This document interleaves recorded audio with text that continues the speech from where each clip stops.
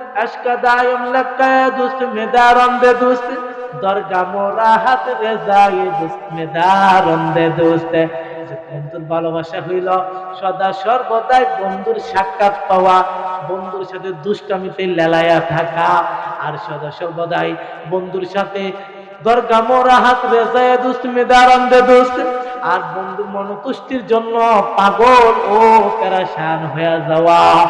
আশাবাজান তুমি আর আমি বুঝি না, কিন্তু তোমার আর আমার পূর্বসূরি নবীরা কি বুঝতেন? তাদের কাছে আল্লাহর পক্ষ থেকে কতটুকু বাড়ি আসার কারণে তারা এত নিমজ্জিত হয়ে গেল, স্ত্রীকে বাড়িতে রেখে মাসের পর মাস হারা গুহার মধ্যে কাটাইয়া দিল, শুধু মাওলার জিকির করিল লা ইলাহা ইল্লাল্লাহ। আহা, তাদের দিলে কি এশকে ভালোবাসা ছিল, তারা এত ভালোবাসা ছিল, তারা মাওলার কাছে কি বলতো জানেননি? এক কবি মাওলার পাকের ভালোবাসা হইয়া বলে ওয়াফি বুদিহা আযাবুন ওয়াফি কলবিহা নাদামা। জান্নাত তোমার এমন ভালোবাসি, তোমার সামনে গেলে আমি আমার গুনাহ লয়ে লজ্জিত হয়ে যাই। আল্লাহ, আমি কি গুনাহ করছি যদি একবার তোমার কাছে বেষ্টন করি? ওয়াফি বুদিহা আযাবুন, তাহলে আমি লজ্জিত হয়ে যাই। মাওলা বলার আর কোন ভাষা খুঁজিয়া পাই না।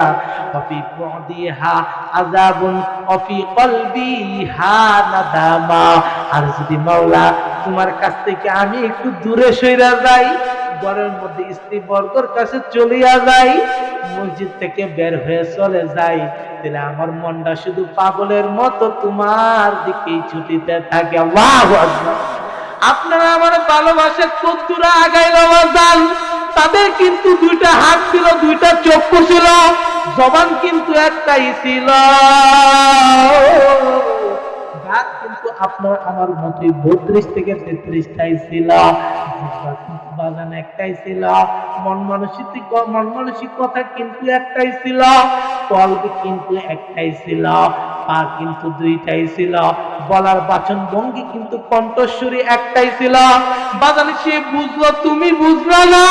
সে মাওলার পাগল হয়ে রাত্রি জাবর বলতে থাকে আশকা দাগেম লাকায়ে দুস মেরা মেদারম দে দোস্ত দরগা মোরা হাতে যায় দোস্ত মেদারম দে দোস্ত।